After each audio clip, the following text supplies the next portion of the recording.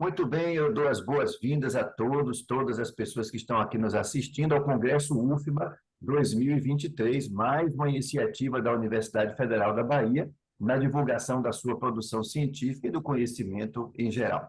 Esta é a mesa redonda sobre o ensino da medicina legal e perícia médica para os cursos de medicina. Eu sou o professor Bruno Gil, do Departamento de Patologia e Medicina Legal da Faculdade de Medicina da Bahia, e tenho o prazer de começar recebendo aqui o nosso primeiro convidado, professor Raul Coelho Barreto Filho, meu colega de departamento aqui na Universidade Federal, mas que aqui está representando a nossa instituição co-irmã, a Escola Baiana de Medicina e Saúde Pública, a segunda escola médica do estado da Bahia, já com muitas décadas de tradição, muitas turmas formadas, onde o professor Raul atua como professor de medicina legal para o curso de medicina. Boas-vindas, professor. Oi, Bruno. Muito obrigado aos ouvintes. Obrigado pelo convite. É um prazer sempre falar da nossa querida medicina legal. Medicina legal que é apaixonante. Nós também, como colegas lá no Instituto Médico Legal Nina Rodrigues, apesar de já estar aposentado, após 40 anos de labuta. Obrigado pelo convite, Bruninho. Estamos juntos. Bom, a gente vai falar, Raul, sobre a inserção da disciplina do componente curricular de medicina legal nos cursos de medicina, coisa que em alguns cursos tem sido preterida, né? Já são vários os cursos de medicina em que a disciplina sequer existe, nem mesmo na qualidade de optativa. Ela não está na grade, não tem jeito do estudante cursar, o que me apavora. Então, eu queria que você trouxesse um pouco para nós a sua experiência na Baiana e se você tiver trazido alguns slides, alguma apresentação, a palavra é sua. Ok, obrigado. Vou fazer uma apresentaçãozinha para nós mostrarmos essa importância da medicina legal nos cursos de não só de medicina, né, mas na UFPA nós temos também no curso de Direito e no curso de Odontologia legal também, é Odonto Legal. Então a nossa Escola Baiana de Medicina, onde já labuto há 36 anos, com muita honra, e a nossa querida medicina legal. Alguns fazem até uma brincadeira que deveria ser mais medicina judiciária, medicina forense. Medicina legal parece até que a outra medicina é ilegal, né? Só essa que é.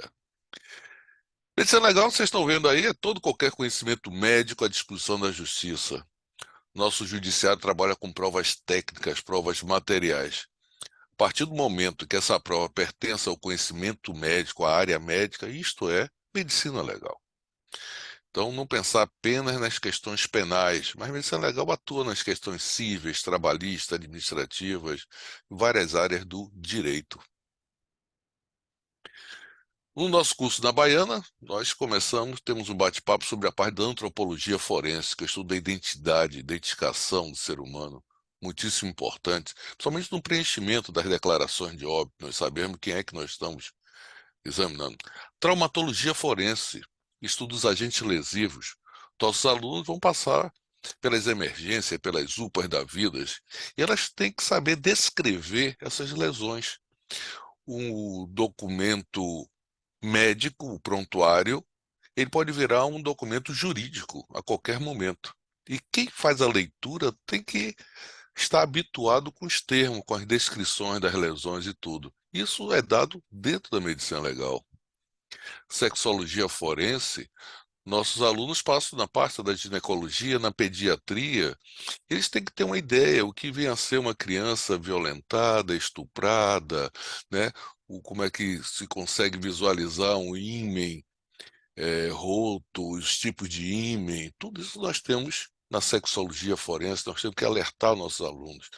Nosso curso de graduação, nós temos que preparar os nossos alunos para a vida, para o dia a dia. Psicopatologia forense, lá na Baiana, eles têm as aulas práticas do manicômio do Juliano Moreira, e ver a questão das imputabilidades, a pessoa ser inimputável, o que é que vem a ser isso. A infortunísticos, acidente de trabalho também está dentro da nossa medicina legal. E a tanatologia. Quando se fala em medicina legal, todo mundo só pensa em cadáver, né? Sala de necrópsia. Mas você bem sabe que a grande maioria das nossas perícias são as perícias no vivo. E dentro da tanatologia eu foco muito para os nossos alunos eles saberem dar uma identificação, um diagnóstico de morte. A primeiro diagnóstico de morte, todo mundo treme. Será que tá? Quais são os sinais de certeza de morte? Sinais de probabilidade de morte, né? O tempo de morte. Isso muito importante, muito importante. E nós nos fixamos muito que a perícia é obrigatória. Está lá no Código de Processo Penal, você bem sabe que toda vez que a infração deixar vestígio, deixar marca, é indispensável o exame de corpo de delito. Direto ou indireto, não podendo suprir nem a confissão do acusado. Então não se faz a perícia porque nós queremos, nós somos obrigados por lei a fazer a perícia. E quem faz essa perícia recebe o nome de perito. Então nós vamos preparar nossos alunos para serem peritos. Nós dois somos peritos oficiais, mas eles têm que saber que existe o perito nomeado laureado. Então, perito, vocês estão lendo aí, é todo profissional de nível superior que esclarece a justiça sobre assuntos da sua profissão. Nós estamos numa faculdade de medicina, nós estamos focando mais em medicina legal, mas no nosso departamento nós temos uma gama de numerosos colegas das mais variadas origens, pessoal da engenharia, da informática, da física, pessoal da bioquímica e por aí vai. E foco muito isso. Perito oficial é aquele que tem por ofício fazer perícia, somos nós peritos concursados, mas eles têm que estar atentos que existe o perito nomeado laureado, artigo 159 do Código de Processo Penal. E tem um assistente técnico, aquelas pessoas que, na verdade, eles fazem mais uma análise crítica a perícias já realizadas, eles opinam, dão pareceres, né? Mas a questão do nomeado laureado, sobre os colegas que vão para o interior, ele tem que entender que ele pode ser nomeado perito. Ele será obrigado a fazer a perícia, né?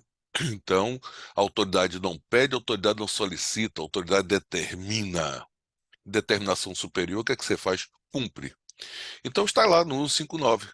Não havendo peritos oficiais, o exame será realizado por duas pessoas idôneas, portador de diploma de curso superior, preferencialmente, claro, evidente, na área específica, dentre as que tiver habilitação técnica relacionada à natureza do exame.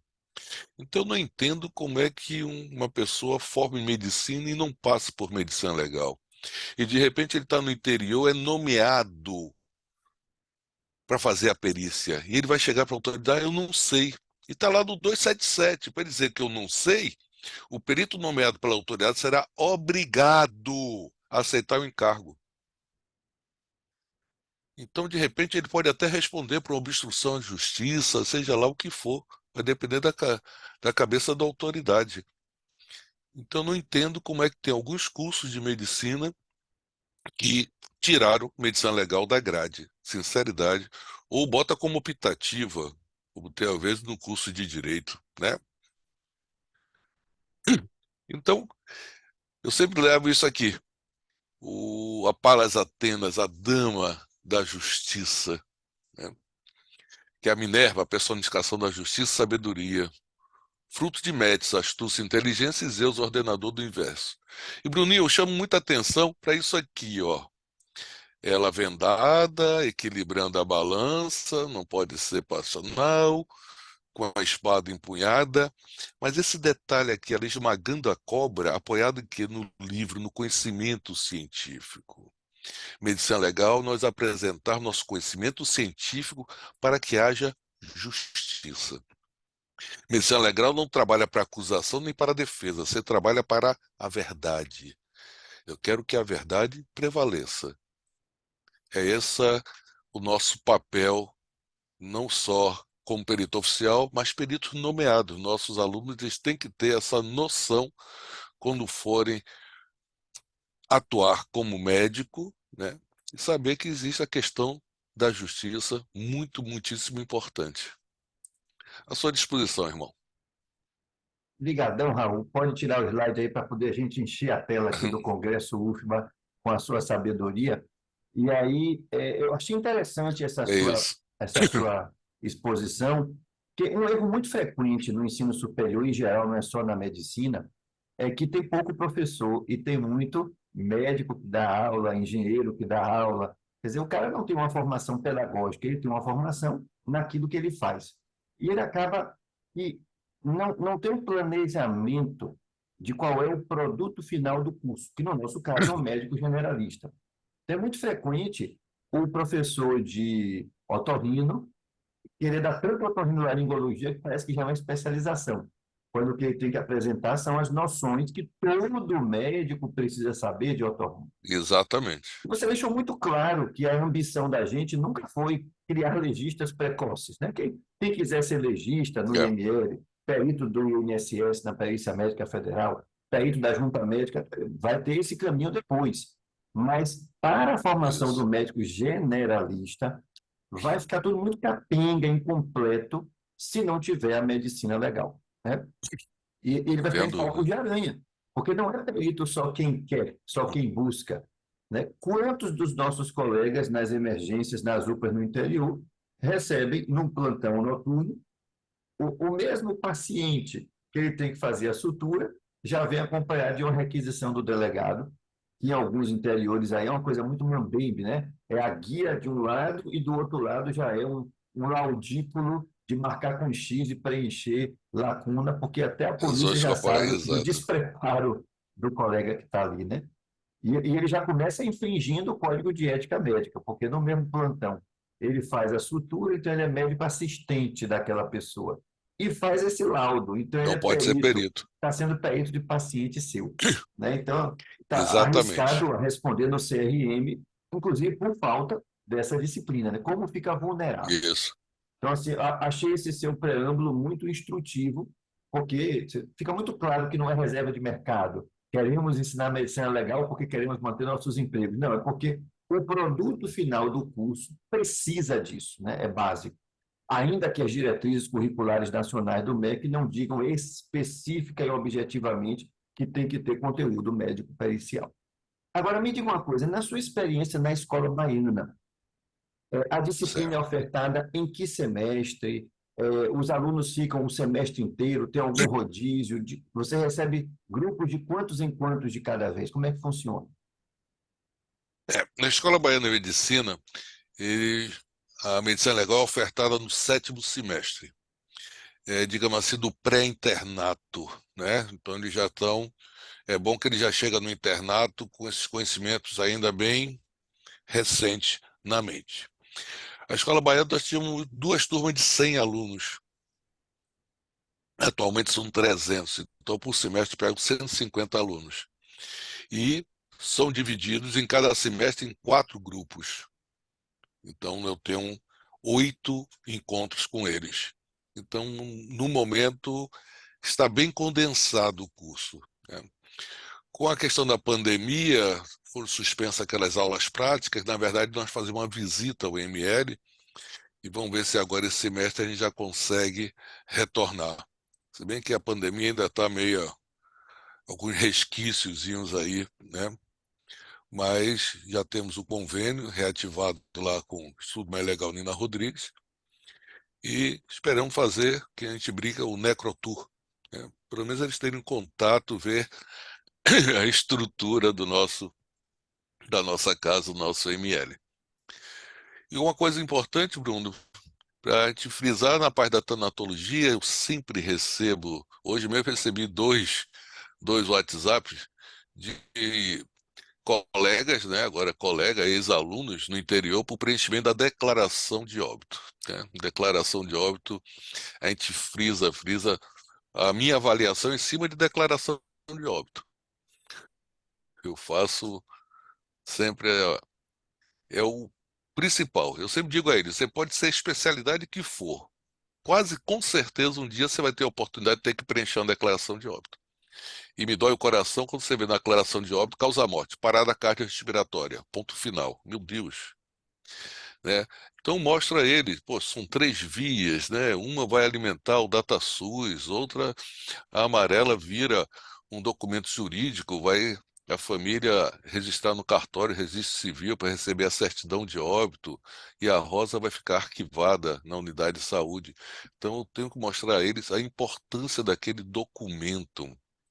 Nunca deixar um documento daquele assinado. Aí eu começo a contar relatar casos que eu tive o desprazer de tomar conhecimento, né, de pessoas enganar, fraudar seguradoras e tudo, por declarações de óbito, porque o colega deixou assinado lá e foi preenchido de forma criminosa. Então, o bom de nós, eu e você, acho que todos nossos colegas que vão ser ouvidos aqui, por terem passado pelo IML, estão passando, nós temos uma certa experiência, né? Aquilo é uma escola fantástica, fantástica. Então, eu com 40 anos de casa vi muitas, muitas coisas, e aí tem que passar para eles, né? Para não estragarem sua carreira profissional por falhas técnicas bobas que podem totalmente serem evitadas. Isso eu acho bem importante. Manter essa cultura e essa chama acesa. Uma última pergunta, Raul. Na Pois maioria não, dos irmão. cursos de medicina, o professor de medicina legal é um perito do Departamento de Polícia Técnica e Polícia Científica, é um médico legista. E, Certo. normalmente, da tanatologia, alguém que faz necroscopia, né? Os colegas que se dedicam mais a lesões corporais, sexologia, como se diz, a perícia do vivo, têm ocupado com menos frequência a cátedra, né? E pior ainda, se Isso. você pensar em perito securitário, se você pensar em perito médico federal, que é como chama hoje os colegas do INSS, se você pensar nos peritos auditores médicos do Ministério do Trabalho, né, da Superintendência Regional do Trabalho e Emprego, que também são áreas da nossa especialidade, hoje chamada Medicina Legal e Perícia Médica, né? Então, a gente gostaria de ampliar o escopo da disciplina, para que todas as perícias, você citou aí também a questão da psiquiatria forense, e o que a gente está vendo, na verdade, é o leque se fechando, quer dizer, nem o que a gente tradicionalmente conseguia oferecer, para muitos hoje em dia não é alcançável, né? E aí, como é que você vê a questão dos estágios, né? O nosso Instituto Médico Legal Nina Rodrigues, aqui na capital, oferece um estágio extracurricular de voluntariado, né? Assim, será que isso é uma saída, mas não tem vaga para todo mundo e não tem a parte teórica? Como é que você vê aí a possibilidade desse estágio? Ou substituir, ou ele só seria válido se fosse para retroalimentar e conversar com uma disciplina do próprio curso da formação graduada. Excelente questionamento. Olha bem, aí entra a questão jurídica, né? O doutor Aníbal Silvani, como é que eu cheguei na medicina legal? Ele tinha um grupo de estudo lá dentro do ML, lá no Pelourinho. E eu fiquei anos acompanhando.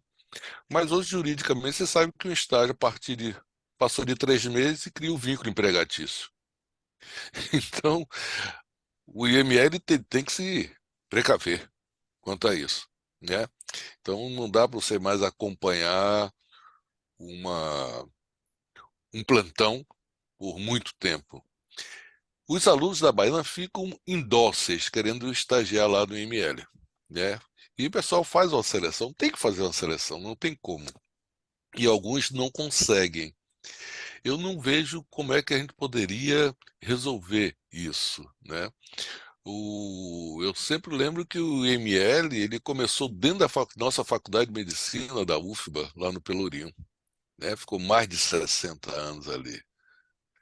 E agora os alunos não estão tendo esse acesso como tinham antigamente. Quer dizer, utilizamos as instalações da universidade, mas eu entendo até que não pode se abrir a porta, porque nós trabalhamos com sigilos também, né? A questão ética é muito importante. O que é visto lá está em investigação policial.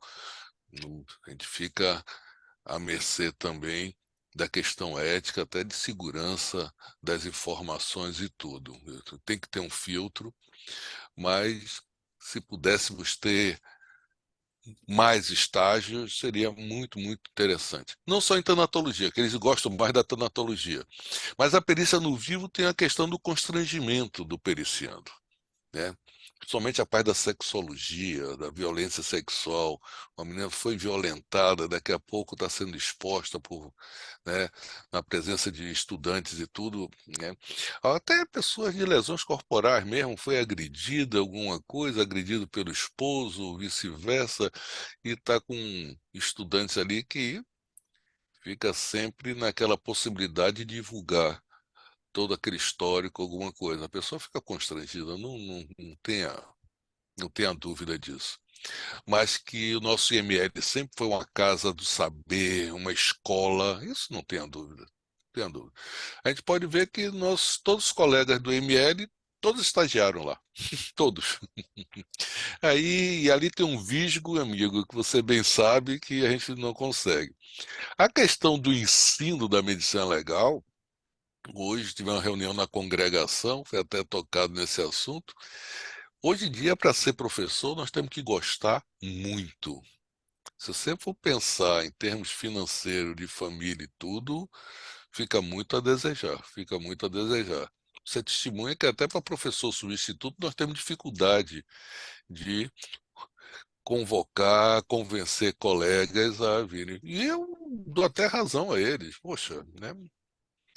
Mas eu fui fisgado, isso devo muito à doutora Maria Tereza Medeiros Pacheco, que me obrigou a dar aula, eu era monitor de medicina legal, e naturalmente, como se diz, e acabei peguei esse visgo, parece até visgo de jaca, e fico vibrando, né, com só de baiano há 36 anos, 30 de federal, muito gostoso. É um privilégio mesmo. Olha, a gente podia ficar aqui muitas horas, mas eu tenho que chamar nossos próximos convidados dessa mesa redonda. Tranquilo, meu irmão. Então, deixe você se despedir aí da nossa audiência. Ok, Bruno, mais uma vez, muito obrigado. E aos colegas que vão ser entrevistados agora, né? O meu forte abraço.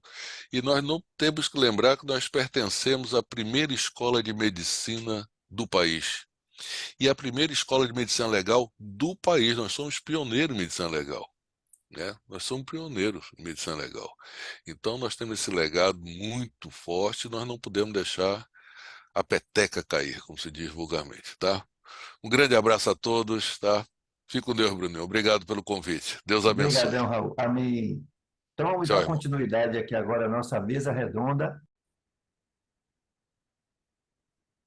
e vamos dar sequência à nossa mesa redonda sobre o ensino da medicina legal nos cursos de graduação em medicina, com a nossa próxima convidada, que é a professora Adriana Mello. A professora Adriana é perita médico-legista, é especialista em coloproctologia e foi professora da disciplina de medicina legal no curso de medicina do Centro Universitário UniFTC. Ela também tem mestrado em medicina e saúde pela Universidade Federal da Bahia e está aqui para brilhantar a nossa mesa redonda. Bem-vinda, professora. Obrigada, obrigada. É um prazer estar aqui e especialmente a convite de você, Bruno, que representa tão bem o setor de perícias em geral, né? Não apenas atuando como perito, mas também nessa importante divulgação e importante defesa do ensino da medicina legal. Que bom, é uma luta de todos nós. Eu quero começar, Adriana, perguntando sobre a sua experiência no Centro Universitário UniFTC. A gente sabe que agora, inclusive, mudou, né? Chama Medicina FTC, é um outro grupo empresarial. Mas, assim, enquanto você esteve à frente do componente curricular, era uma disciplina obrigatória, era optativa? Como é que os alunos respondiam a essa disciplina? Gostavam, ficavam assim? O aluno é muito transparente hoje em dia, né? Tem uns que dizem assim, não sei para que estudar esse negócio, eu lucrava muito mais se tivesse tal coisa, né? Ou então, isso aqui é muito bom, me ajuda. Como é que foi a sua experiência com essa receptividade do corpo discente? Nossa disciplina é uma disciplina obrigatória e ela faz parte do 8º semestre, né? Até enquanto eu estava lá, fazia parte do 8º semestre, até o semestre passado, né? E eu tive uma peculiaridade que eu iniciei o ensino lá na medicina legal durante o período de aula presencial e no semestre seguinte a gente já entrou na pandemia. Então nós tivemos uma peculiaridade e eu acho que para o professor em geral isso já foi um desafio, né? Para o aluno também, mas eu acho que ensinar medicina legal era um desafio adicional, exatamente pela dificuldade de se conquistar o aluno para uma disciplina que, em geral, não é vista com bons olhos. Eu brinco muito que eu acho que o CSI, ele criou pelo menos uma curiosidade na área de medicina legal, né? Foi um ganho para a gente aqui enquanto professor. Mas, de fato, principalmente, com outro detalhe, essa disciplina de medicina legal, ela vem junto num semestre com emergências em geral. Ou seja, emergência é aquilo que, em geral, enche o olho do aluno de medicina. É quando ele vai aprender ali a salvar vidas, que é para aquilo ali que ele está, em geral, estudando medicina, é aquilo que o motiva. E aí, quando a gente vem com uma disciplina que muitas vezes, até que o aluno conheça, ele pensa que só vai falar sobre morte, aquilo já causa um impacto negativo, né? Então, eu acho que esse é um grande desafio. Mas eu acho que quando o aluno começa a conhecer a importância, entender a importância da medicina legal para a sociedade, isso traz uma relevância muito importante e um interesse pela disciplina. Então, eu penso que, inicialmente, sim, eu vi muito ao final do semestre de alunos falarem, eu tinha muita resistência em medicina legal, muita resistência com medicina legal, mas eu acho que quando ele entende a importância da medicina legal para a sociedade, né, isso causa um interesse pela disciplina. Eu estava conversando no bloco anterior, Adriana, com o professor Raul Barreto, e aí eu propus a ele o seguinte desafio, né? Que assim, muitos professores de graduação em medicina têm um cacuete aí, tem um problema de formação pedagógica, que ao invés de se perguntarem no que é que a minha disciplina pode contribuir para a formação de um médico generalista, que esse é o produto final da escola médica, querem fazer meio que uma especialização precoce, né? Se eu professor de cardiologia, eu só vou ensinar coração em nível de residência já. E cada um ficar puxando, talvez usando a disciplina como vitrine da sua especialidade, né? A gente também pode ter essa distorção, né? Vou fazer de conta que estou aqui treinando legistas de IML, peritos previdenciários do INSS, ou seja lá o que for. Eu penso diferente. Eu acho que tem muito conteúdo da medicina legal que é necessário, importante para o médico generalista. Todos precisam saber. Como é que você sente isso? Você acha que em alguns momentos já se carregou demais as tintas em coisa que só um legista vai usar, né? E como essa disciplina pode ser instrumental verdadeiramente para um médico generalista? Perfeito. Eu concordo com você completamente. E eu sempre brinco com os alunos o seguinte: eu acho que meu ganho, enquanto docente para eles, é que eles entendam a importância da medicina legal para o médico em geral. E eles aprendam o que é importante para a prática diária deles. Eu falo para eles: daqui a 2 anos vocês serão médicos. E eu, enquanto recém-formada, vivenciei inúmeras situações em que a medicina legal foi muito importante para mim. O plus para a gente é que depois eles queiram ser legistas, que eles se encantem tanto pela medicina legal que eles queiram seguir essa especialidade. Mas isso é o plus. Eu acho que o mais importante é realmente que o aluno tenha, por exemplo, o entendimento de que quando ele tiver que descrever uma determinada lesão, que ele atendeu uma mulher que foi vítima de violência doméstica, aquele prontuário dele é de extrema relevância porque ela pode ficar um tempo sem conseguir fazer um exame pericial no Instituto Médico Legal, e aquele prontuário dele é de extrema relevância para aquele processo que vai né, ser seguido ali. É muito importante a gente lembrar, como a gente já teve, inclusive, na minha disciplina, eu tinha, por uma dinâmica, ao final das aulas, de sempre apresentar, sempre que possível, a gente apresentava alguns casos fictícios ou casos reais, né? E muitos da mídia. E muitos desses casos eu trazia muito para eles. Vocês estão vendo que quem motivou o início da investigação disso foi um médico lá da emergência? Quantos casos foram motivados? Quem alertou? Quem enxergou aquilo ali? Quem acendeu a luz amarelinha para aquilo ali? Olha, isso aqui pode ter alguma coisa errada, para aquilo ali que parece uma morte natural? Era o médico da emergência. Mas por quê? Porque ele tinha um conhecimento de medicina legal. Então, eu acho que isso é fundamental. E a disciplina de medicina legal, eu acho que é importante que ela esteja no 8º semestre, demais, porque o aluno precisa ter uma base muito boa, já que a gente lida com tantas coisas diferentes, por um olhar, às vezes, peculiar, mas com tantas coisas. A gente vai lidar com a área da obstetrícia, a gente vai lidar com a área da cirurgia, a gente vai lidar com a área da clínica médica, a gente, enquanto legista, a gente vai precisar saber diferenciar alguns casos de morte natural de uma morte violenta, mas o aluno realmente tem que ver isso, eu acho que no 8º semestre, mas eu acho que realmente o foco da medicina legal, o foco do ensino, precisa ser preparar esse aluno para que ele consiga enxergar como a medicina legal pode ajudá-lo lá na frente, inclusive quando a gente fala da parte de direitos e deveres médicos. Eu acho que isso é essencial e cada vez mais importante para o aluno. Então, assim, realmente eu concordo com você que esse deve ser o foco da disciplina. O plus é que ele queira ser um especialista, que ele fique tão encantado que ele queira ser um especialista, né? E a gente sempre tenta fazer essa motivação, mas sabendo que vai ser uma fração pequena, né? Não, isso não vai ser nunca a maioria, não vai ser nunca uma coisa hegemônica. Adriana, eu estava lendo no outro dia um livro sobre história da medicina legal na Bahia e vendo como o Nina Rodrigues, o maranhense que dá nome ao nosso Instituto Médico Legal, teve problemas sérios enquanto catedrático, né, da cadeira, com a chefatura de polícia, né? Era assim que chamava a Polícia Civil, primeiro da província, depois do estado da Bahia, quando proclamou a República. E era uma coisa interessante, o gabinete médico-legal da chefatura de polícia ficava dentro da faculdade de medicina, mas os legistas estavam na folha de pagamento do governo provincial, do governo estadual. E ele na escola, na faculdade de medicina, que era federal, né?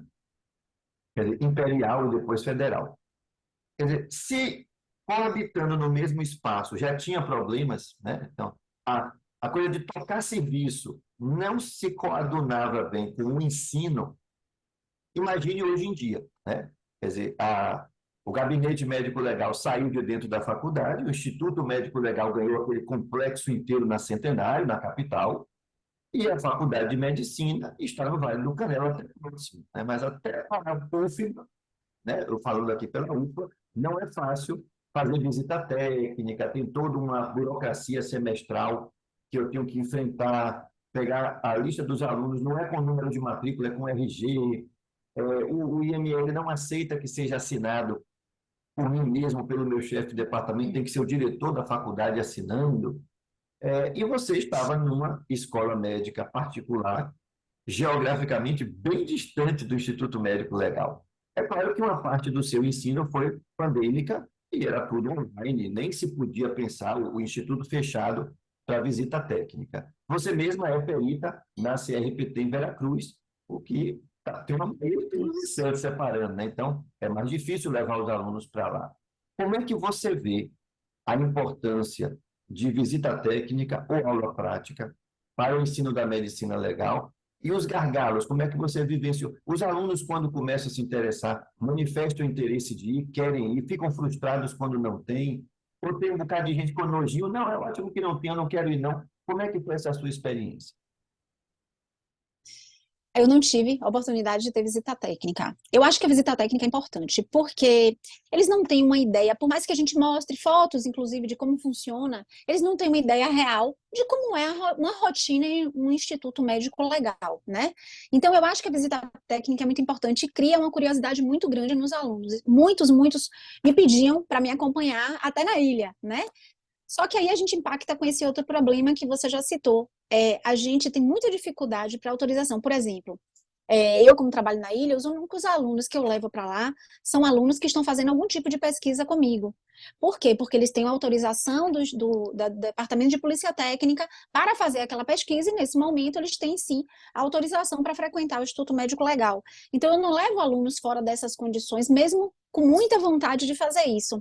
Então, eu acho que a visita técnica é importante. A aula prática, não vejo como tão essencial, sabe?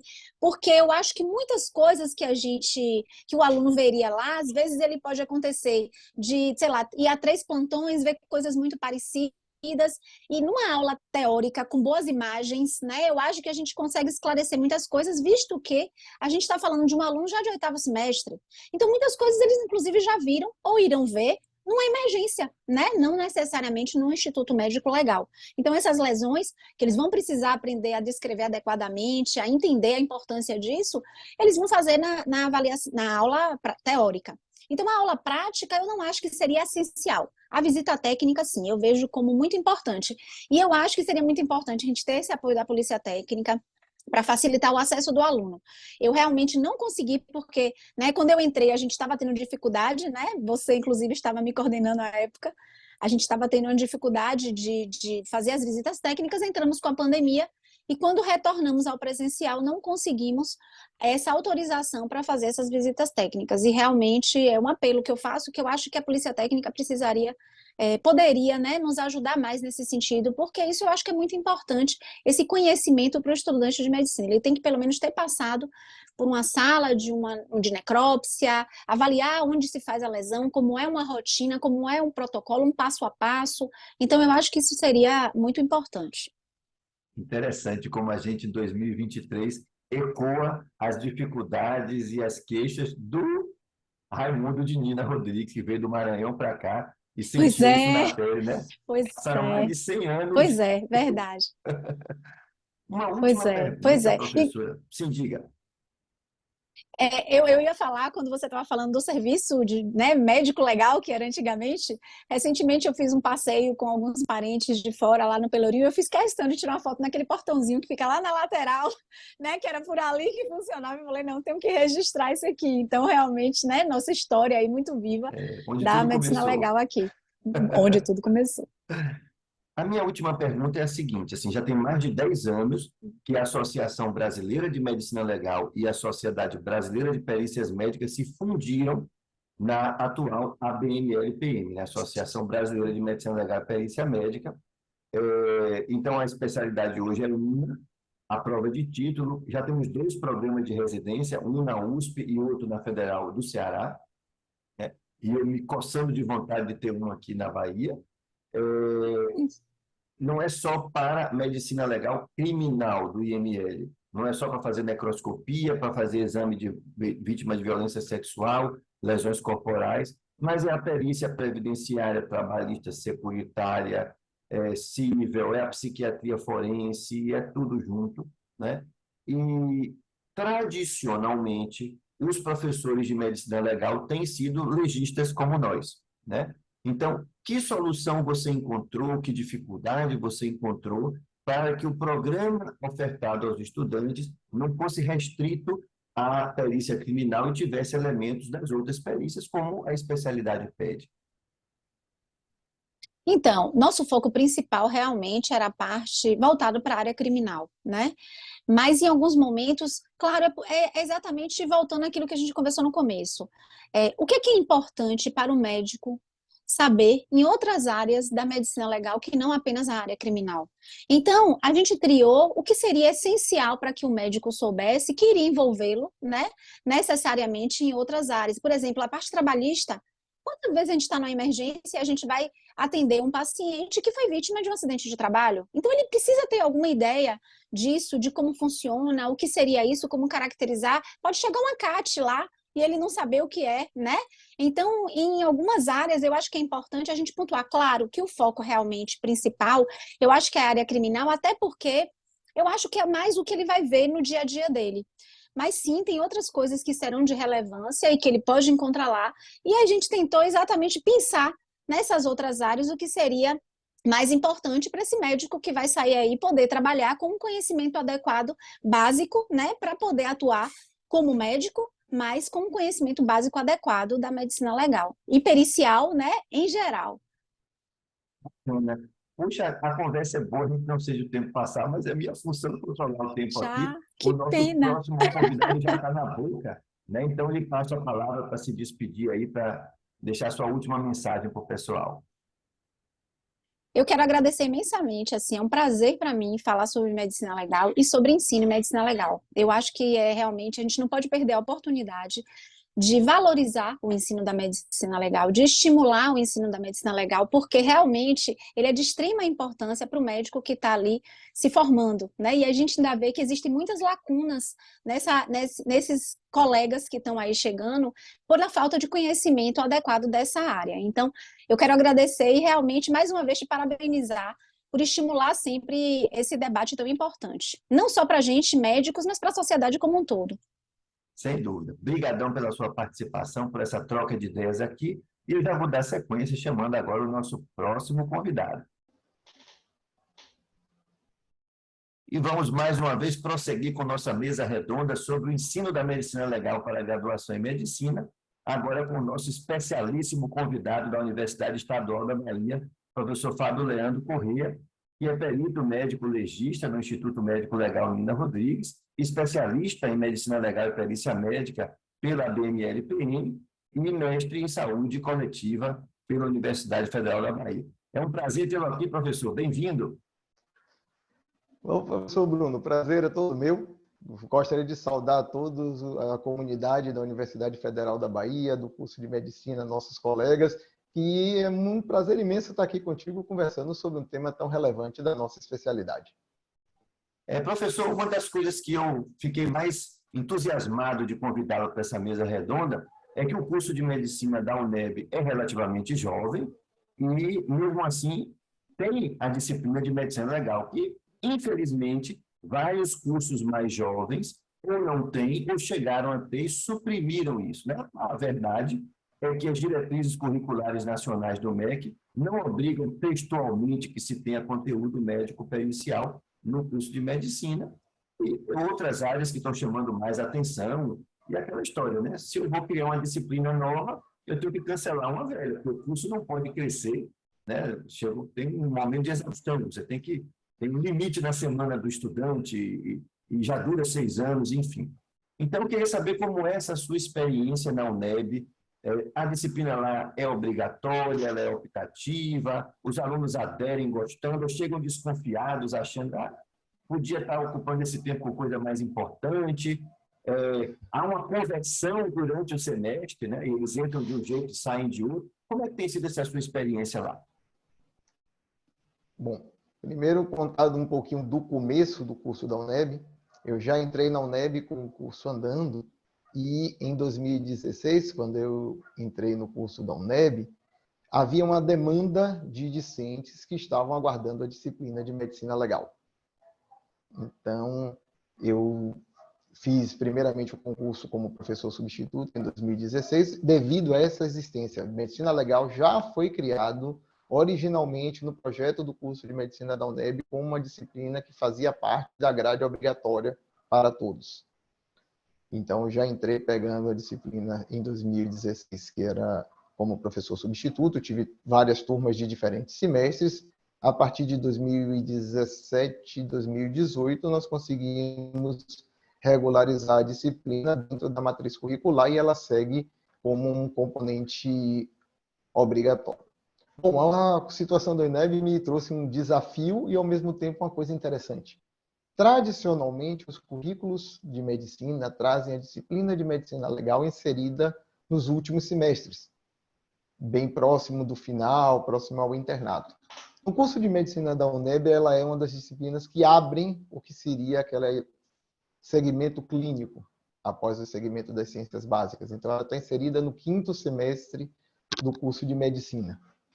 Então, sobre essa sua ideia dos alunos, será que isso é uma coisa assim? Não. Lá na UNEB, eles vêm ao contrário, com uma expectativa muito grande do que é dessa medicina legal.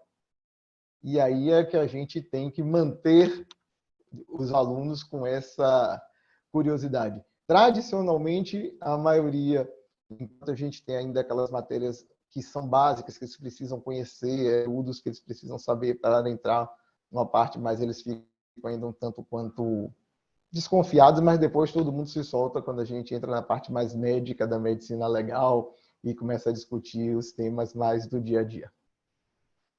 Aconteceu um fenômeno interessante que não é nem no Brasil, né? Com a popularidade daquelas séries internacionais sobre investigação de local de crime, e parece que é tudo muito mágico, que tem máquina que resolve tudo. Você pega um vestígio, joga na máquina, sai o resultado como um culpado já do outro lado, né? Que não é assim em lugar nenhum, mas gera esse folclore. As pessoas passaram a ter uma curiosidade maior pelo dia a dia da perícia forense, né? O CSI, o IML, enfim. Você sente esse estímulo chegando entre seus alunos na UNEB? Muito. É engraçado que lá, como a UNEB é um curso, uma característica dele é que a gente tem uma proximidade muito grande com os discentes, porque nós temos um número menor de alunos em relação, por exemplo, ao UFBA, que tem um número muito grande. Então, desde antes, semestres anteriores, os alunos já começam a perguntar, a questionar, professor, será como é que é, tal, e essa disciplina? E aí a gente entra na medicina legal com essa ideia, então eles acabam gostando um pouquinho. A gente tem que trazer, claro, para a nossa realidade mesmo. Olha, ali tem um pouquinho de ficção, vamos trazer de novo para cá, mas todos adoram para que a gente comece. Depois que vão discutindo do meio do semestre em diante, eu vejo que a maioria deles está fascinados, alguns até querem, eu vou fazer um TCC com medicina legal, eu vou fazer, talvez depois, a parte do instituto, quando é que será que tem concurso lá no IML para eu poder participar? Então, é uma coisa que acho que eles acabam gostando.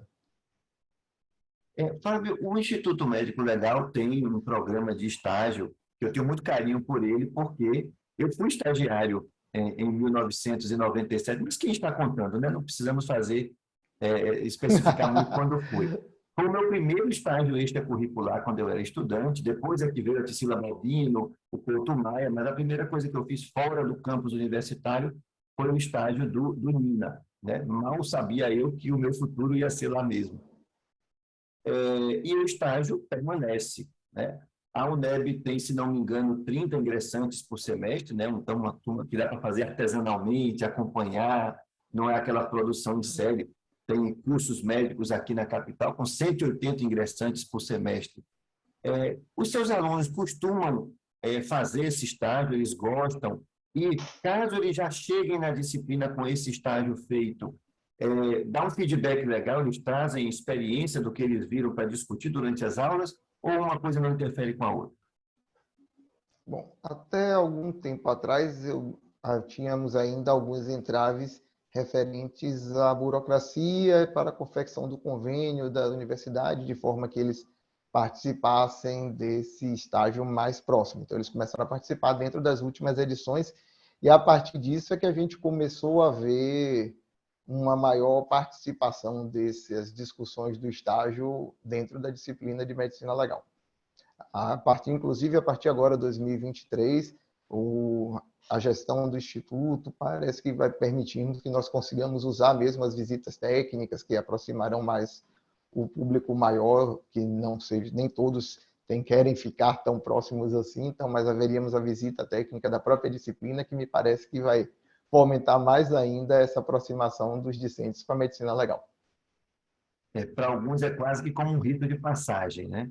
Quer dizer, fica uma coisa, todo mundo conta na família, e depois, porque o dia que eu fui ao IML, foi só uma visita técnica, não é uma aula prática que você fica o semestre todo frequentando, mas é uma coisa que marca, né? E tem vários casos que a gente ouve, até no curso de Direito também. Eu tenho duas primas, uma fez Direito, a outra fez Medicina, e são relativamente parecidas. A de Direito não queria ir, mas na faculdade dela era obrigatório. Então, a irmã que estudava medicina foi no lugar da irmã que estudava direito para a visita técnica. Tem quem ame, tem quem odeie, né? Tem quem queira por tudo e tem quem, se puder se livrar, quer sair correndo.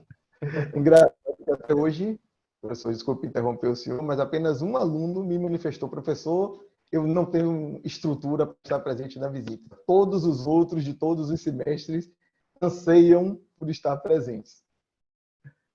Eu acho que a gente tem uma boa aproximação no curso de lá da UNEB e acho que estreitar essas relações vai ser uma coisa bem legal.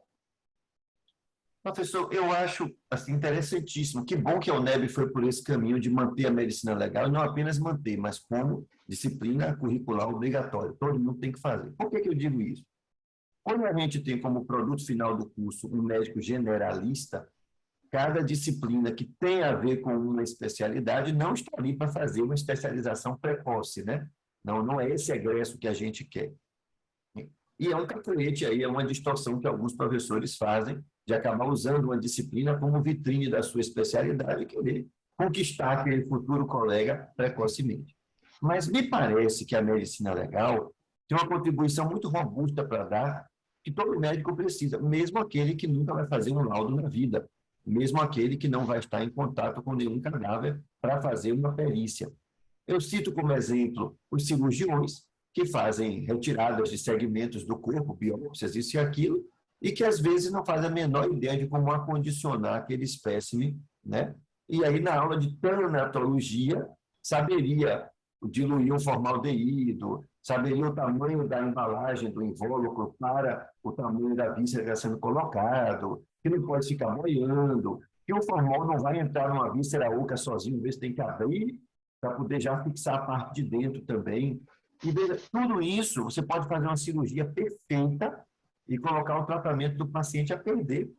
Porque se houver autólise, você inviabiliza o anatomopatológico, não vai fazer painel imunohistoquímico. Aí, hoje em dia, as quimioterapias são tão individualizadas, né? Então, não é como antigamente, que era tudo parecido para todo mundo. Então, imagine o que é fazer uma mega de uma cirurgia bem feita e depois inviabilizar um bom tratamento por causa de economizar no formol, diluir o formol demais.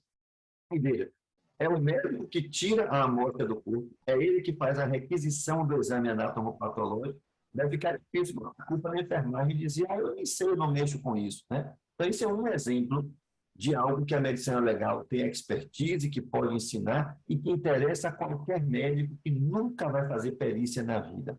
Você pensaria em outros conteúdos que você, na sua prática, no seu programa, enfatiza e defende que todo médico precisa saber para a medicina geral?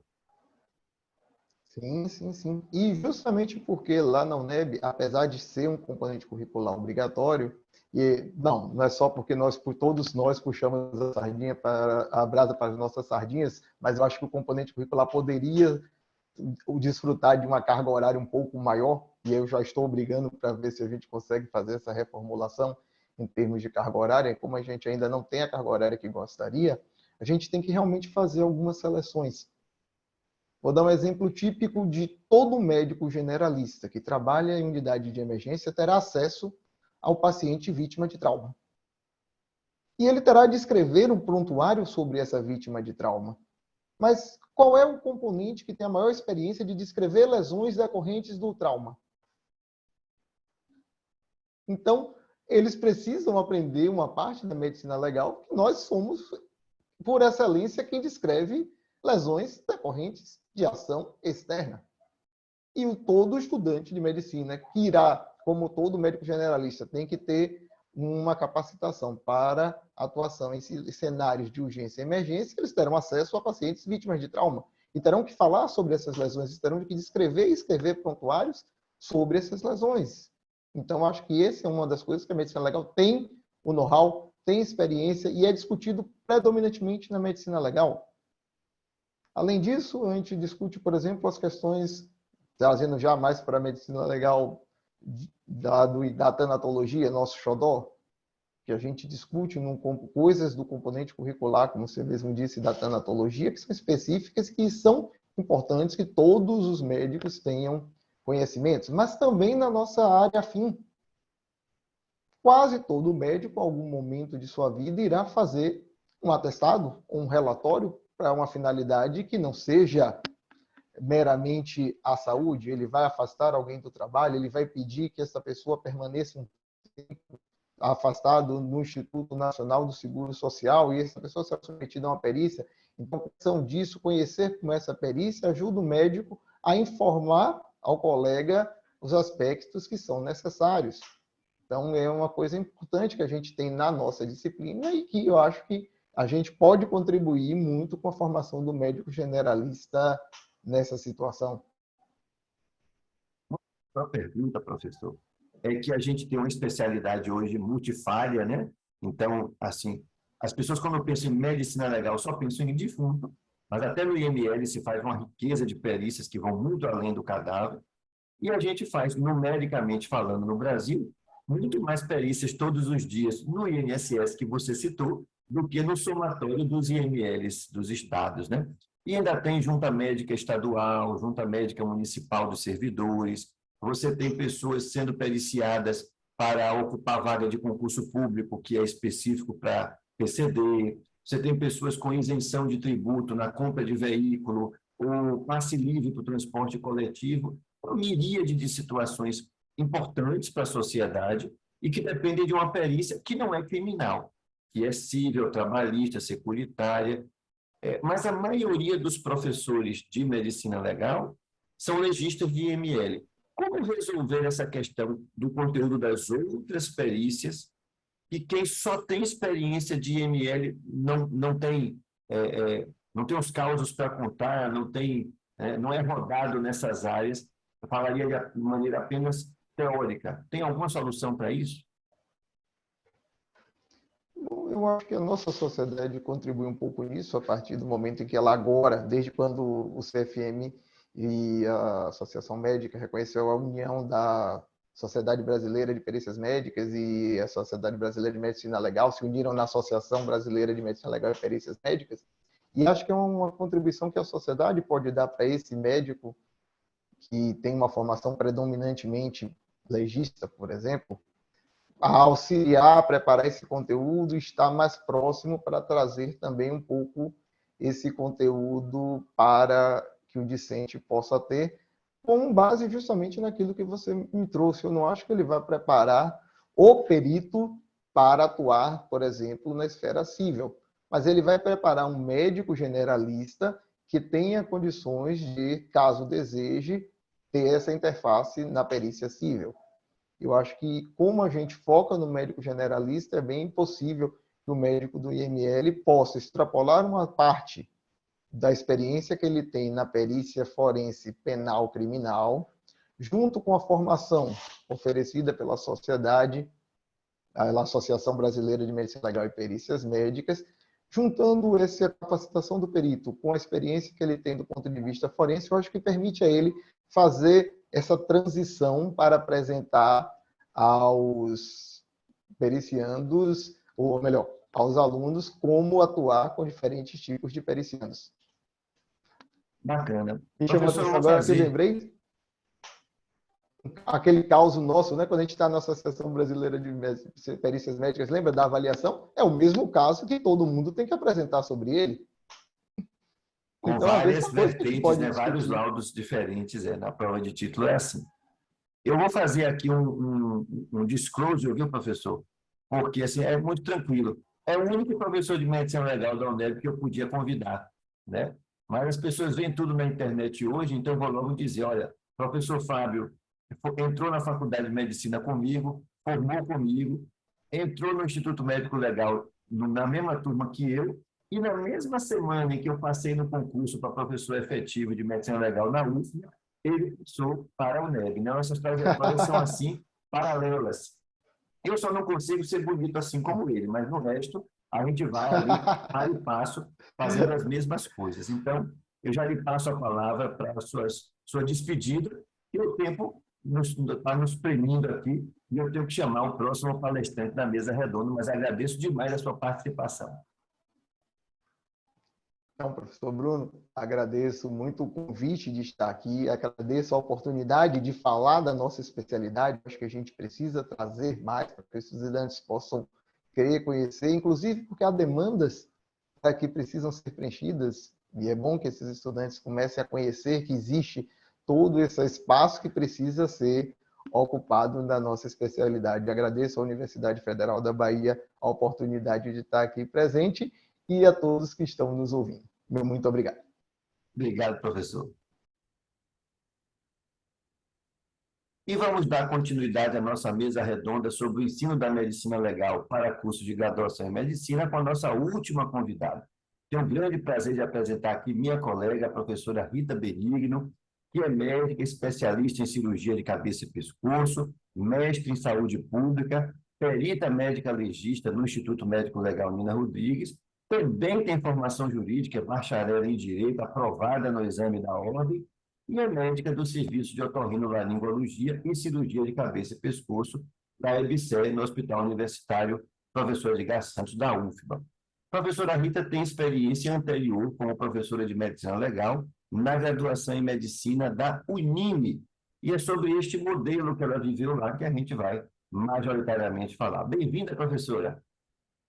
Obrigada, professor Bruno. É um prazer enorme, né, fazer parte dessa mesa redonda, que trata de um assunto que, do meu ver, é extremamente importante, que é a importância da disciplina Medicina Legal para a graduação dos estudantes de medicina.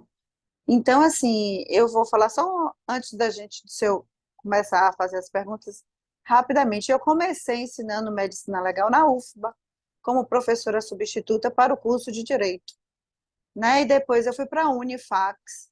E na Unifacs, quando encerraram o curso de Medicina Legal, eu saí, porque eles tiraram Medicina Legal da grade curricular e fui para a Unime. Na Unime eu fiquei 2 anos como professora, né, de medicina legal, junto com o professor João Pereira, dando aula teórica e prática. E após 1 ano e meio, 2 anos, também foi extinta a matéria lá, né?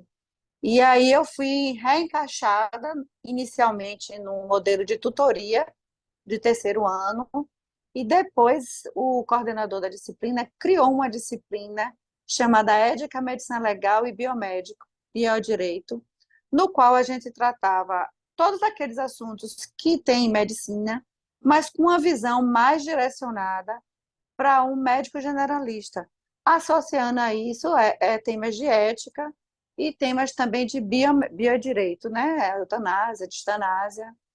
E no final depois de 1 ano, 2, também essa matéria foi encerrada, e aí eu acabei saindo mesmo da universidade.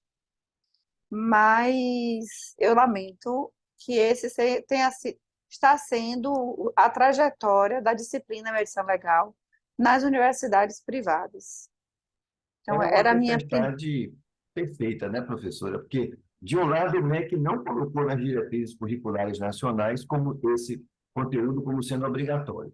De outro, e sobretudo nas escolas médicas privadas, a gente vê uma aglutinação, né, grandes grupos econômicos, às vezes comprando cursos de medicina já existentes Uhum. e só se interessando por medicina. Quer dizer, não é que haja grupos econômicos tentando incorporar uma área educacional, um centro universitário, uma faculdade, não. Eles só querem a medicina, não querem o negócio inteiro, porque é rentável, e aí algumas com capital aberto em bolsa, tendo que prestar contas a conselho deliberativo, né, o CEO tendo que prestar contas em margem de lucro para o acionista.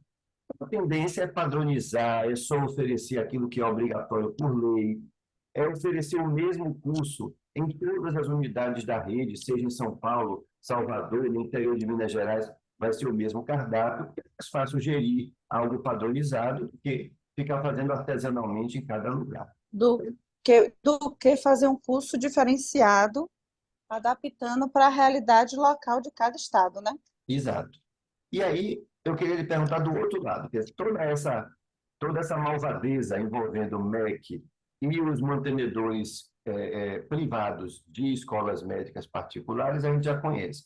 Agora, na sua experiência, não digo na UFA porque foi em direito, mas na Unifax e na Unime, como é que os estudantes recebiam a disciplina?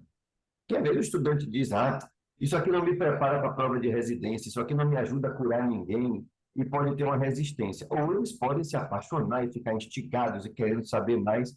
Então, como é que repercutia na sua experiência a disciplina para os aprendizes, para os alunos? Pois é, no modelo tradicional que era dado o curso, que quando eu comecei a dar o curso na Unifax e na Unime, aquele modelo tradicional que normalmente segue o padrão assim do livro, que hoje é o livro assim mais utilizado nas graduações, que é o Genival Veloso França, dando aquela abordagem da medicina legal, no meu olhar, distante da medicina assistencialista. Então, assim, eu, enquanto professora, eu percebia que havia uma discrepância, sabe, entre a medicina assistencialista e na grade curricular, né? Então, assim, ficaria a critério do professor que estivesse ministrando tentar, eu digo, seduzir o aluno, né? Porque tem aquele aluno que gosta da medicina legal, porque ele gosta. Ele tem uma curiosidade inata da perícia, da coisa investigativa, né? É da natureza dele. Mas tem um aluno que ele quer ser clínico. E ele não entende o porquê que ele precisa estudar aquela matéria, né? Porque já a grade curricular de medicina é muito extensa, né? Então a gente diz assim, pô, o curso é 6 anos, 6 anos. Mas se a gente fosse fazer um bom curso de medicina, 6 anos seria pouco. A gente teria que botar mais 4 anos para a gente sair capacitado como médico em um curso de medicina. Então, assim, aí o aluno fica, eu vou perder um semestre com uma coisa que eu não sei nem para que eu vou usar. Então, assim, eu acho que para a gente voltar a buscar a sedução do aluno para exigir ou pedir o curso de medicina legal, eu acho que a gente tem que tentar fazer esse link. Trazer uma medicina legal, que ele precisa do mínimo básico, mas buscar e dizer a ele por que é que eu, enquanto médico generalista, preciso saber medicina legal. E a gente viu essa necessidade muito presente com a pandemia do Covid. Porque o que foi que aconteceu? Na época eu estava na gestão do IML e a gente parou de receber os corpos daquelas mortes que a gente claramente via que não era uma morte de causa externa. E aí o médico da assistência ele ficou desesperado, porque primeiro ele não sabia reconhecer e descartar a causa externa, né? Tudo, eu me lembro que a gente passou, acho que uns 3 meses atendendo o telefone de médico ligando para a gestão, para a diretoria, para os coordenadores, querendo saber o que ele fazia com aquele corpo que estava dentro de casa. E sempre vinha aquela pergunta, mas doutora, e se for envenenamento? Né? É uma pergunta clássica, e se for envenenamento? E se for um trauma? E eles não sabem caracterizar o envenenamento e o trauma, porque isso não é dado claramente em lugar nenhum. Só na matéria de medicina legal, que está cada dia mais distante do curso de medicina. Então, assim, eu acho que Covid teve várias desgraças, perdoe a palavra, várias tragédias, mas também eu acho que a gente vai ter uma revolução do curso médico pós-Covid, né? A gente teve isso na Segunda Guerra Mundial, né? A anestesia nasceu na Segunda Guerra Mundial, nas guerras, onde foi desenvolvida a medicina, a anestesia, e hoje eu acho que a gente hoje está aqui fazendo uma modalidade de mesa redonda que antes de 2020 não existia, né? Quando é que você ia conseguir reunir doutor Raul, doutor Fábio, doutora Adriana, doutora Rita, em uma mesa redonda um dia para cada um falar e depois deixar disponível para o estudante ver? Ia ser um momento estanque, ia ser difícil de agendar, ia ser complicado. Então, o Covid deu essa ferramenta a gente. E acho que deu outras ferramentas também que vai ter um impacto na formação da grade curricular do curso médico. Uma delas, eu acho, que é trazer uma medicina legal mais direcionada para o aluno para o médico que não quer ser perito médico legista. Porque para o perito médico legista, ele estuda o básico e depois a gente tem um curso de formação. Mas para um médico generalista, por que eu preciso saber que quando chega uma mulher na minha emergência e eu desconfio que ela sofre abuso sexual ou violência doméstica, eu tenho que denunciar? O que eu faço nesse momento? Onde é que eu aprendo isso, se não for na medicina legal? Né? Como é que eu vou saber que uma criança que cai e está cheia de mancha roxa, com datas, com colorações diferentes, né? Que essa criança pode ser vítima de maus tratos continuados, se não for na medicina legal? E isso, a linha de frente, é quem atende primeiro quem? O médico generalista, não é o perito médico legista. E esse retardo nesse encaminhamento muito se dá pela essa falta de conhecimento que não é dada na graduação. Então, eu acho que a gente pensar, né, você que está dentro de um curso, né, que ainda tem medicina legal, e que eu já tive a oportunidade de dar 1 ou 2 matérias, e eu percebia o desinteresse claro de 60% talvez dos alunos de medicina, talvez trazer essa peculiaridade, né? Trazer um curso de medicina legal, com conceitos básicos, sim, que são necessários, mas tentando explicar aos alunos o porquê que ele precisa daquilo, enquanto ele estiver lá na sua linha de frente. Ninguém está livre, né, de estar no interior que não tenha um instituto médico legal e ser nomeado pelo ISE o perito ad hoc. Tem estudante de medicina e tem médico que não sabe nem o que é perito. O que é perito ad hoc? Não tem a menor ideia. Ainda mais o que ele faz e por que ele faz. Aí fica lá desesperado, sem saber por quê, mas é o único ginecologista do estado ou da cidadezinha, ele e uma outra colega. Então, e não tem, e tem uma criança que tem uma suspeita de abuso sexual, então vai ter que ser ela, essa pessoa. Então, ela precisa, no mínimo, saber, primeiro, o que é ser perita doc, e segundo, por que é que ela precisa e o que é que ela precisa buscar para entender. É Eu nessa acho hora que que a medicina legal vai perguntar, vai cantar que nem Nando Reis, assim, para o estudante. Se não eu, quem vai fazer você feliz, né? Porque se não não for, é, pois é. se não for essa disciplina, nenhuma outra vai assumir esse conteúdo. Rita, Não, você não tem. falando, me lembrou de uma coisa muito interessante. Eu hoje estou no Departamento de Patologia e Medicina Legal da UFBA e os meus colegas são majoritariamente patologia. São meus professores, né? Uhum. E talvez eu seja meio desligado ou tenha um intelecto mais prejudicado, mas você sabe que Duvido. eu formei medicina, minha colega, sem saber o que era patologia. Quer dizer, eu vi o perfil dos professores do departamento, sendo tanto de pesquisador, acadêmico, publicando, estando na Fiocruz, que eu fiz a passagem da histologia para a patologia de maneira Sem muito. entender direito. E eu achava que era para fins universitários. Eu entendi por que, que tinha que ter aquilo no curso de medicina. Eu vi o tecido são, vamos ver o tecido doente. Beleza. Mas eu não me dei conta de que a patologia era uma especialidade médica assistencial. Que no hospital, na vida real, depois que eu me formasse, quando eu tirasse uma amostra de um tecido, era para aquelas pessoas que eu ia mandar aquele pedaço da minha paciente, né?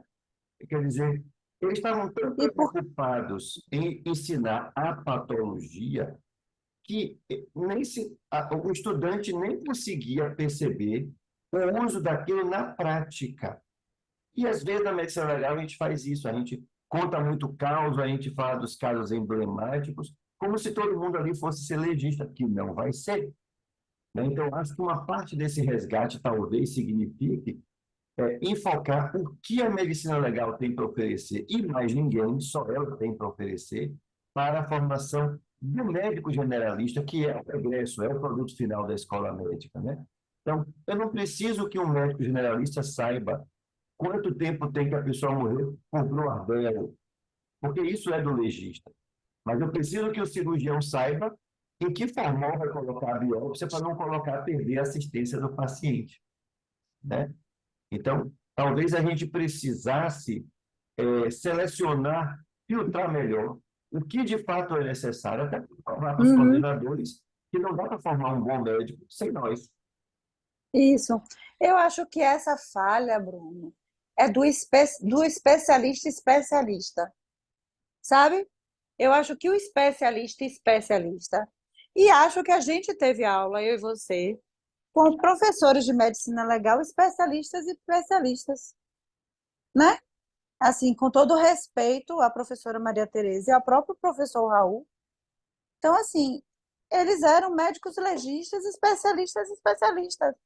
Então, eles não tiveram uma oportunidade, a gente não teve uma oportunidade de ter um curso de graduação de medicina legal pensando nisso que eu estou falando. Em algo. Quando deu o curso, eu nem me interessei.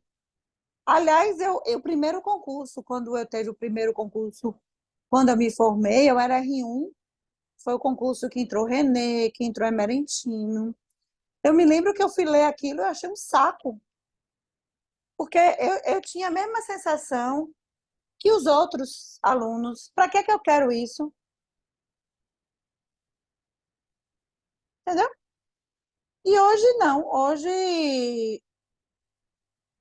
Hoje eu entendo por que a gente precisa de medicina legal.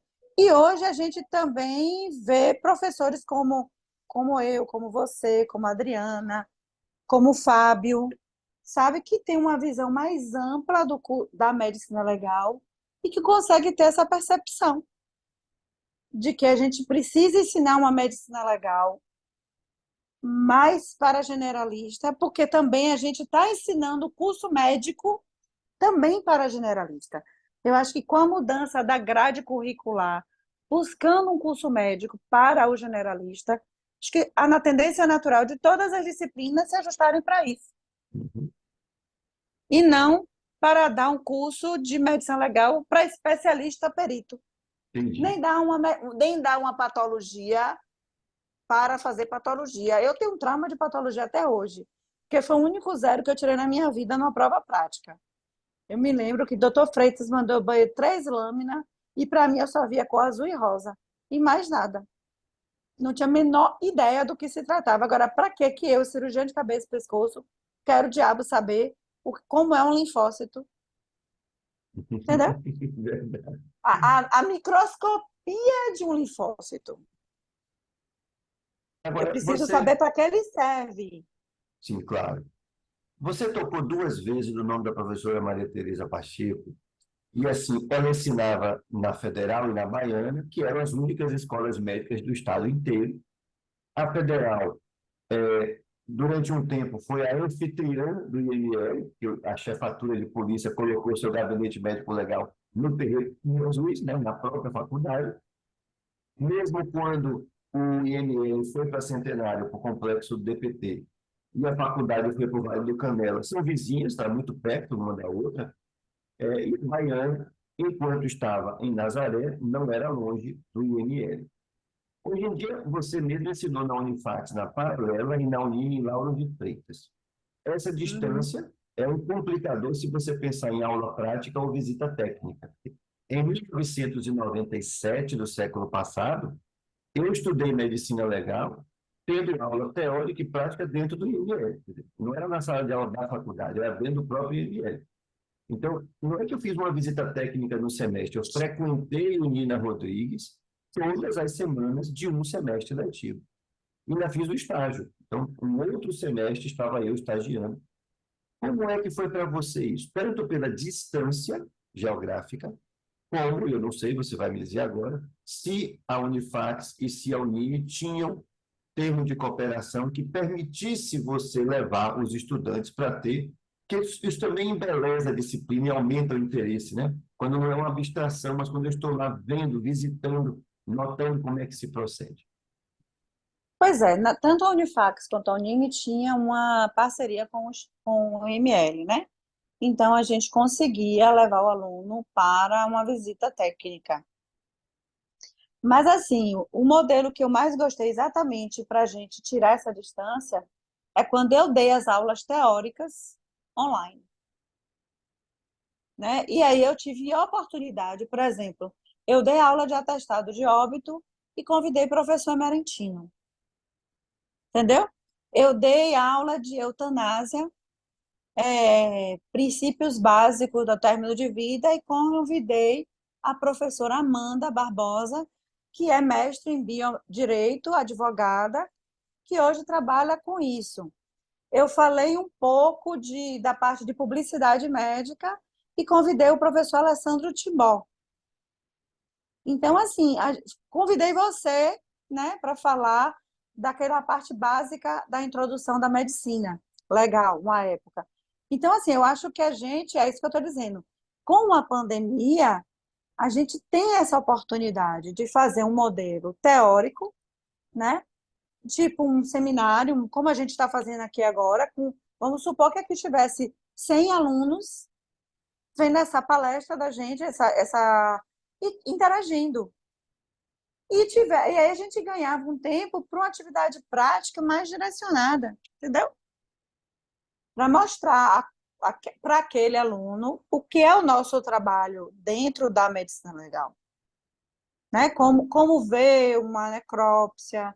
Não aprender, porque quem vai aprender? A gente faz o curso de formação e ainda tem dúvida de fazer necrópsia, não é o aluno, mas ele entender a rotina do ML, ele entender o que é que acontece lá, a sala lá de lesão corporal, como é aquela entrevista, que nada mais é do que uma anamnese, mas a anamnese direcionada. Por que que ela é direcionada para aquelas perguntas, né?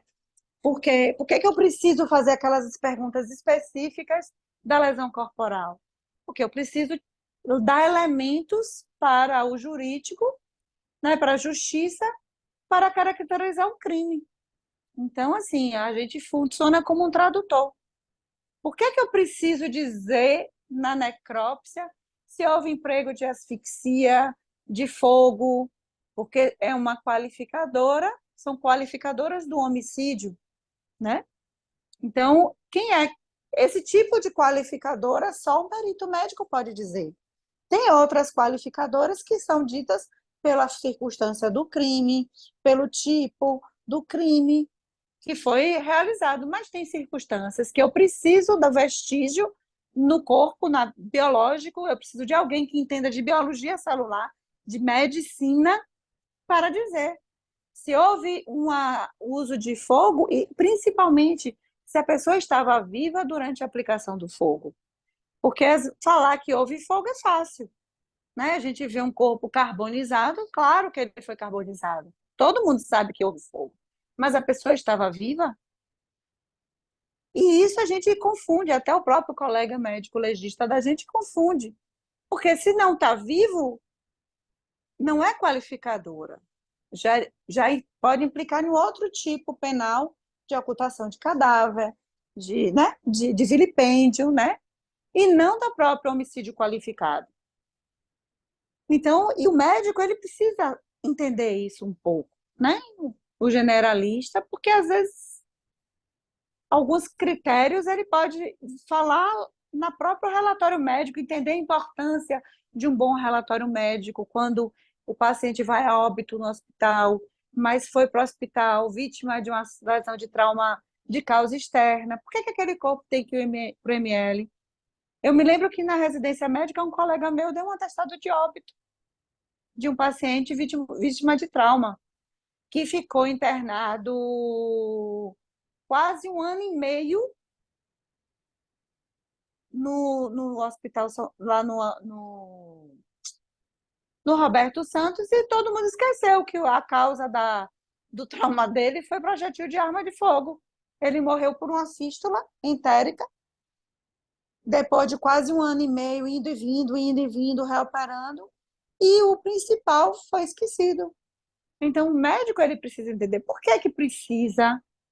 Porque, primeiro, aquele crime era uma tentativa de homicídio. Após a morte, não é mais tentativa de homicídio, é homicídio. Então, quem vai dizer isso a ele se não for a disciplina da medicina legal? Mas, no meu entender, o desinteresse, porque assim, o aluno ele tem a capacidade de pedir ao coordenador do curso, quando ele entra na faculdade, a matéria que ele quer, principalmente se ela for ofertada como optativa. Mas se ele não entende a importância daquilo para o curso dele, para a formação dele, ele não vai pedir.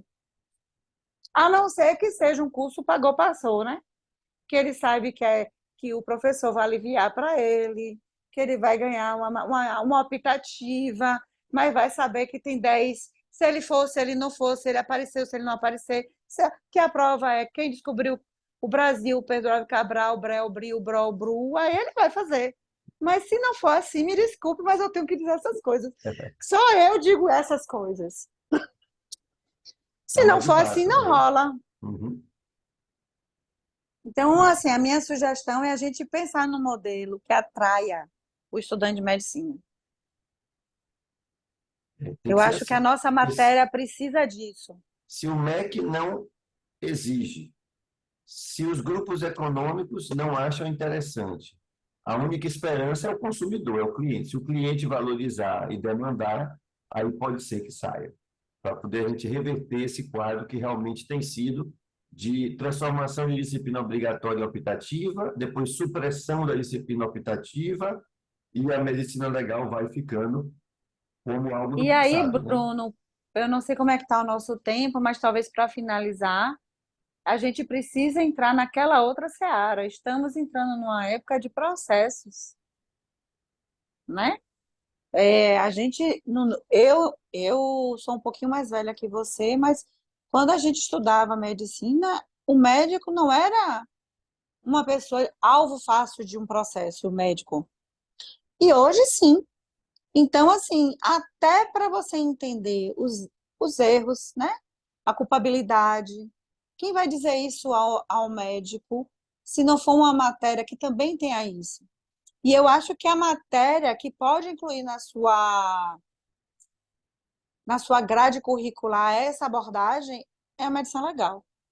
Porque é a matéria que tem um link, a interseção entre a medicina e o direito.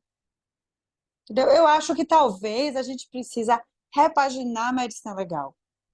Talvez até mudar de nome a disciplina e ofertar algo que seja próprio do médico que conhece a medicina legal, mas que também tem uma outra abordagem, porque a gente estuda bioética, né? Principalmente quem faz uma formação mais ampla, como a minha, a sua e a de Fábio, que está no curso de Direito, né? Você estuda. Então, para mim, medicina legal tem uma abordagem na minha vida antes de eu entender a parte jurídica e depois de eu entender a parte jurídica. Ela Essa ficou muito dupla mais militância, interessante. essa dupla militância é muito. E nós já somos fronteiriços mesmo, né? Então assume que é borderline e fica É, dos dois lados da fronteira. eu Rita, acho que se eu a gente quero. repaginar, a gente consegue vender o nosso peixe, que é um peixe bom, é um peixe que o aluno precisa e que o médico precisa para não estar fazendo besteira e depois chorando as pitangas dele atrás da gente lá no ML. É verdade. Bom, é muita coisa, mas essa mesa redonda não precisa ser a última, pode ser a primeira de uma série. Todo ano a UFBA faz o seu congresso. Eu quero agradecer demais pela sua presença, sua disponibilidade, Obrigada. e já lhe devolvo a palavra para se despedir aí da nossa audiência. Ok. Obrigada a todos, né? Quero mais uma vez agradecer ao professor Bruno Gil. É uma honra participar de um tema muito interessante na UFBA, né? Que é um local onde eu tive toda a minha formação, né? Eu fiz a minha graduação na UFBA, fiz parte da minha pós-graduação, eu fiz otorrino e cabeça e pescoço na UFBA, e agora voltei para a UFBA, né, como professora da minha especialidade, então é uma casa que eu gosto muito, né, então fico feliz de dar essa colaboração, e estamos aí, caso você precise de mais alguma ideia, e eu acho que talvez, como sempre, a UFBA vem na liderança da repaginação das coisas, então talvez se a gente comece a ofertar, você comece a ofertar uma matéria de medicina legal mais diferenciada, isso se espalha pelos estudantes. E aí eles começam a pedir nas suas outras faculdades. Porque Então, é notório que existe uma concorrência, né, dos estudantes de medicina. Então ninguém quer ficar atrás da UFBA. Então, como a UFBA costuma ser pioneira, fica a minha dica. Comece, lidere esse movimento, dê uma repaginada no curso, que eu acho que você consegue brilhantemente. Convide professores para palestrar. A gente tem um modo assim, ó, virtual, e eu acho que vale a pena. vamos ver se essa velha senhora de novo se coloca a serviço para rearrumar essa casa aí. Bom, gente, Pois obrigado, é. professora Rita, aos nossos Boa outros noite a convidados. todos, bom dia. E dou por encerrada, então, essa mesa redonda do nosso Congresso UFBA 2023.